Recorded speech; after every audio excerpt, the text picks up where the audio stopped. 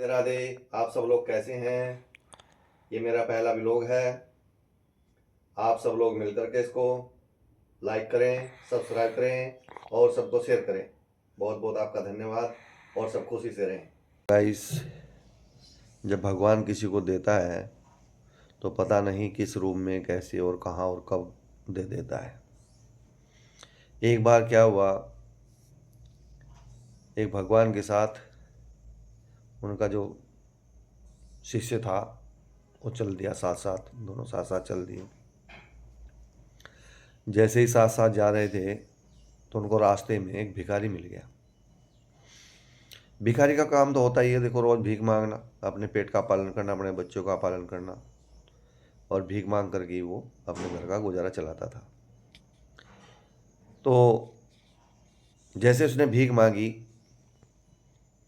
तो भगवान कहने लगे अपने शिष्य को कि तुम इसे दे दो कुछ खाने के लिए, कुछ ले लेगा।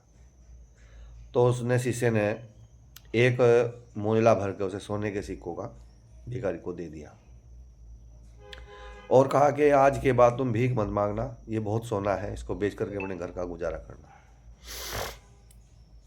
तभी जो भिखारी था वो बहुत खुश होता है और खुश होकर के वो सोचता है कि इन सिक्कों को बेच करके मैं अपने घर का अब एक नया घर बनाऊंगा और घर का खर्चा से मेरा चल जाएगा। तो ऐसे ही मन में सोचता हुआ, विचार करता हुआ अपने घर की ओर चल दिया। जैसे ही जा रहा था तो रास्ते में एक अचानक से एक चोर आया।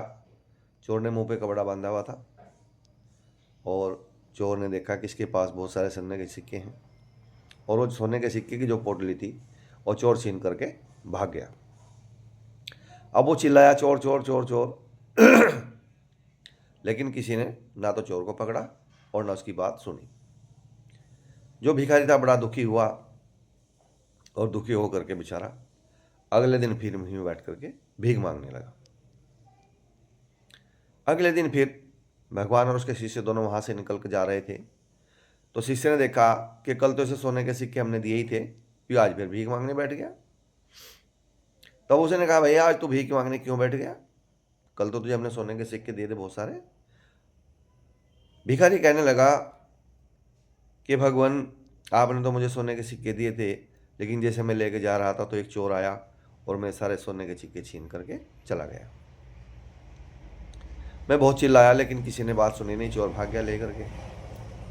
उसने कहा चलो कोई बात नहीं, चोर अगर चला गया तो कोई बात नहीं, आज तो उससे भी एक कीमती चीज़ देता हूँ, उसको ले जाओ और अपने घर का गुजारा चला लेना। उसने कहा ठीक है।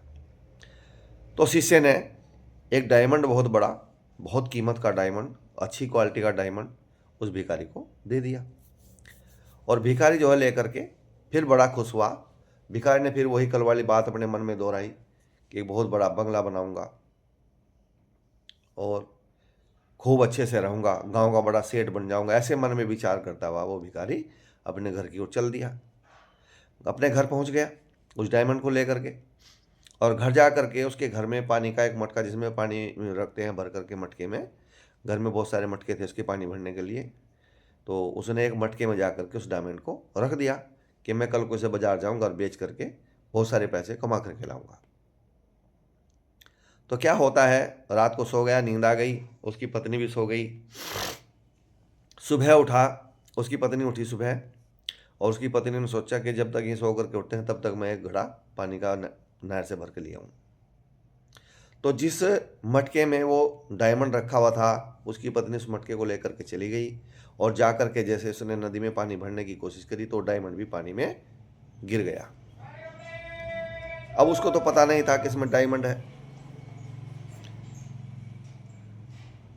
नदी में गिर गया तो जैसे नदी में डायमंड गिरा तो वो पानी भर के घर चली आई और उस डायमंड को एक मछली निकल गई। नदी में एक मछली, नदी में बहुत सारी मछली आती है, उसमें से एक मछली ने उस डायमंड को अपने पेट में निगल लिया।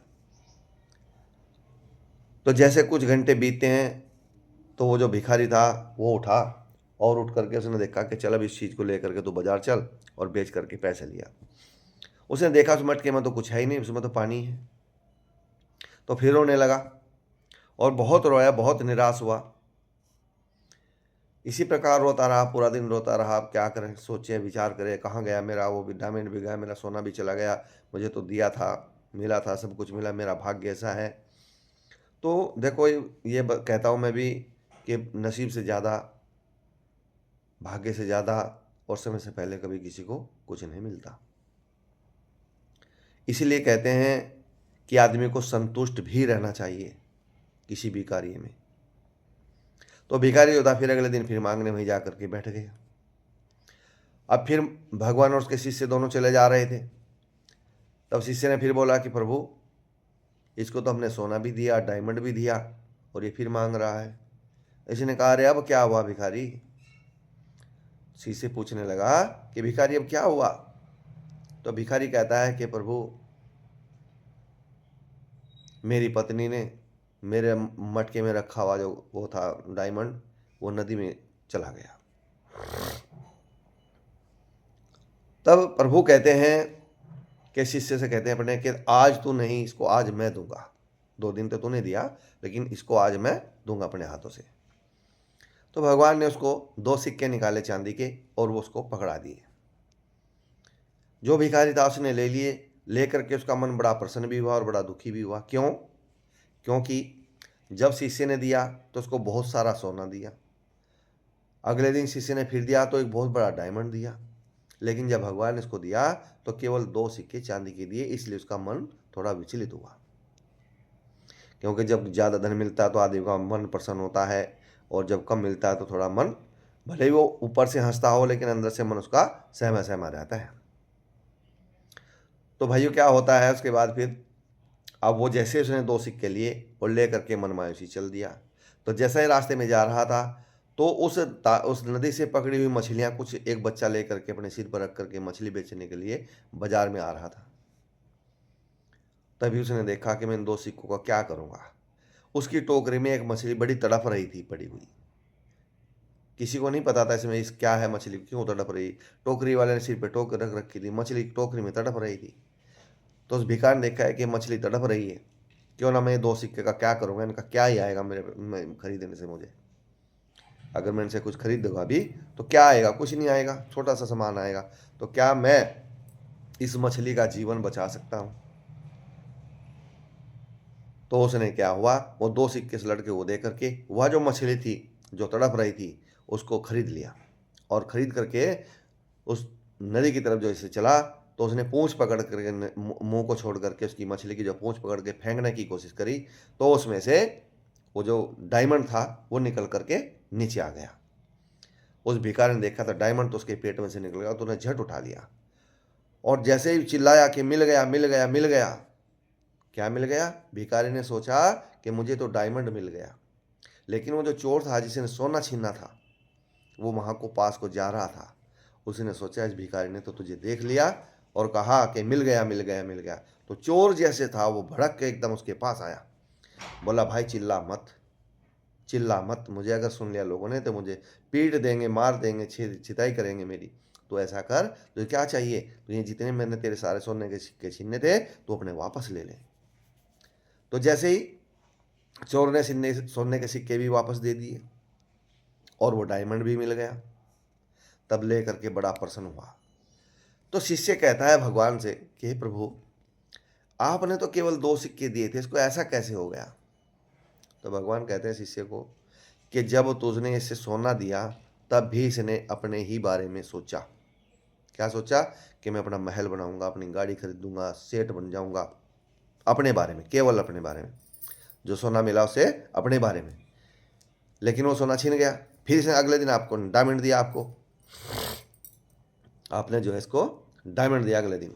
लेकिन डायमंड लेने के बाद भी इसने अपने ही बारे में सोचा। क्या सोचा? कि मैं एक बहुत बड़ी कोठी बनाऊंगा, सेठ बन जाऊंगा, गांव का बड़ा आदमी हो जाऊंगा। तब भी इसने अपने बारे में सोचा। लेकिन जब मैंने इसको 2 सिक्के दिए तब इसने वे सिक्के लेकर के केवल अपने बारे में नहीं सोचा। क्यों? क्योंकि तड़प रही थी मछली तड़प रही थी, उसके जीवन के बारे में सोचा इसने। अब जैसे ही दूसरे के बारे में हम सोचते हैं तो भगवान हमको भी कुछ ना कुछ जरूर देता है। तो हमें से सीख मिलती है कि हमें दूसरों के जीवन में भला करना चाहिए, किसी को दुखी नहीं करना चाहिए। अगर हम किसी को दुखी करेंगे तो भगवान 2 गुना 4 गुना हमें भी दुखी करेगा। बोलो जय श्री राम, भगवान की जय।